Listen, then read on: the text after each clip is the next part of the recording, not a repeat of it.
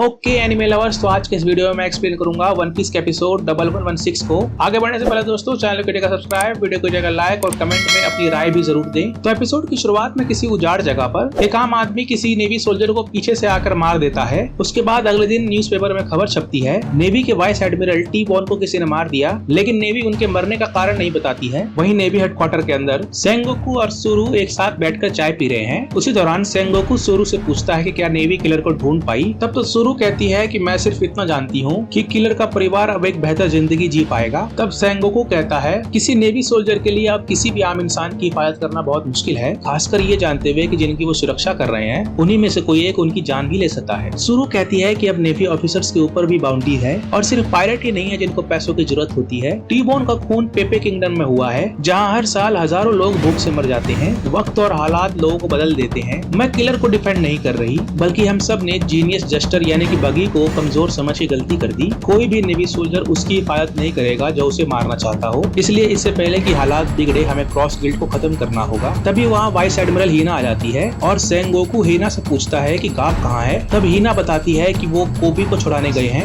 मुझे लगता है कोबी भी स्वॉर्ड के साथ जुड़ा हुआ है, यहाँ तक कि कुजाकू ने भी स्वॉर्ड ज्वाइन कर लिया है। ये सुनने के बाद सुरु और सेंगोकू दोनों चौंक जाते हैं। दूसरी तरफ बगी के अड्डे में वो शख्स जिसने टी बॉन को मारा था वो बगी के पास पहुँच गया है। बगी उसका स्वागत करता है। तब वो आदमी कहता है मैंने सुना है कि आपने मेरे परिवार को पैसे पहुंचा दिए, मैं आपका शुक्रगुजार हूँ। तब बगी कहता है कि मैंने सुना है कि नेवी सोल्जर्स बहुत नाराज हैं तुमसे, और वैसे भी नेवी जब तक तुम्हें मार ना ले तब तक नहीं रुकेगी। तब वो आदमी कहता है कि मुझे इसका अंजाम पता था और मुझे मरने का कोई डर नहीं है, मैं बस अपने परिवार के लिए एक अच्छी जिंदगी चाहता था। तब बगी कहता है कि डरने की जरूरत नहीं है, तुम पायलट बन जाओ, हमारा क्रू ज्वाइन कर लो। ठीक उसी वक्त वहाँ पर एक शिप राइट आ जाता है। वो बगी को बताता है कि शिप तैयार है। बगी खुश होकर शिप को देखने के लिए वहाँ से चला जाता है। शिप की तरफ बढ़ते हुए बगी कहता है मुझसे अब रहा नहीं जा रहा, जल्दी से शिप की तरफ ले चलो, हम सब उस शिप के ऊपर एक शानदार जिंदगी जिएंगे। तब शिपराइट कहता है शिप को देखने के बाद आपकी आंखें फटी रह जाएंगी। उसके बाद जब बगी शिप को देखता है उसकी आंखें सच में फट जाती हैं, क्योंकि वो शिप को देखकर खुश होने के बजाय डर जाता है। तब हमें फ्लैशबैक का सीन दिखाया जाता है जिसमें बगी मीहॉक और क्रोकोडाइल से कहता है कि वो उन दोनों के लिए एक बेहतरीन शिप बनवाएगा। उसके बाद हम प्रेजेंट में आते हैं जहाँ बगी इस बात से डर रहा है कि जब मीहॉक और क्रोकोडाइल ये शिप देखेंगे तब उसकी क्या हालत करेंगे। तभी उसी वक्त मीहॉक और क्रोकोडाइल दोनों वहाँ पर आ जाते हैं और वो शिप को देखकर बिल्कुल भी खुश नहीं है। वो दोनों बगी को मीटिंग रूम में बुलाते हैं जहाँ पर वो उसकी अच्छे से तुड़ाई करते हैं और उसके टुकड़ों को अलग अलग फंदों में लटका देते हैं।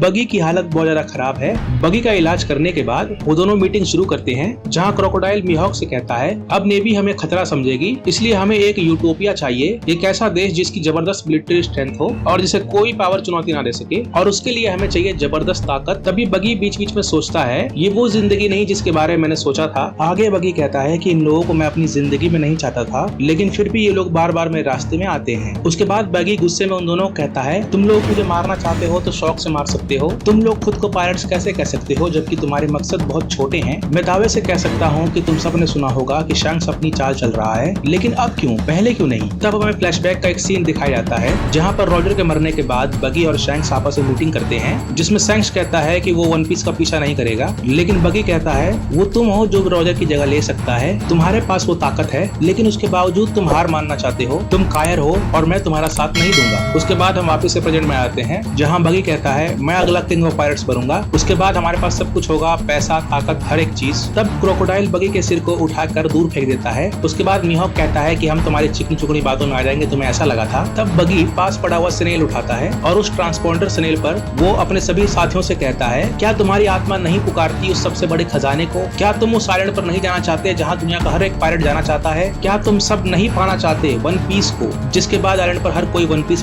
का नाम लेने लग जाता है। दूसरी ओर कम्बक्का आइलैंड पर, जो आइलैंड रेवोल्यूशनरी आर्मी का बेस है, उस आइलैंड की तरफ एक जहाज बढ़ रहा है। उस जहाज की जांच करने के लिए रेवोल्यूशनरी आर्मी के वाइस कैप्टन जैसे कि उशियानो, अहिरू और जीरोन किनारे के ऊपर जाते हैं। उसके बाद वाइस कैप्टन अहिरू अपना हथियार निकालकर उस शिप को टारगेट करती है, लेकिन इससे पहले कि वो फायर करे उसे इस बात का एहसास होता है कि उस शिप पर साबो सवार है। उसके बाद यह खबर पूरे आइलैंड पर आग की तरह फैल जाती है। इबांको, ड्रैगन और बाकी सबको ये पता चल जाता है कि साबो लौट आया है। ये सुनकर सब बहुत ज्यादा खुश हो जाते हैं और सभी साबो से मिलने किनारे पर चले जाते हैं। साबो को देखकर सब बहुत ज्यादा खुश हो जाते हैं। उसके बाद साबो बताता है कि वो ललुशिया के शिप से आया है और उसके साथ किंगडम ऑफ ललुशिया के आखिरी बचे कुछ नागरिक हैं जो रेवोल्यूशनरी आर्मी में शामिल होना चाहते हैं। सभी लोगों से मिलने के बाद साबो इवांको और ड्रैगन के साथ एक मीटिंग करता है जिसमें वो रिबेरी के अंदर होने वाली सच्ची घटना को बताता है। साबो वो कहता है कि अब मैं बताता हूँ कि मारीजुआ के अंदर असल में क्या हुआ था। और ये एपिसोड यहाँ पर खत्म हो जाता है। आज के लिए इतना है दोस्तों, मिलते हैं अगले किसी एपिसोड में। तब तक के लिए मैं चैनल को सब्सक्राइब, वीडियो को सब्सक्राइब, कमेंट, दोस्तों की जगह share and please keep watching my channel.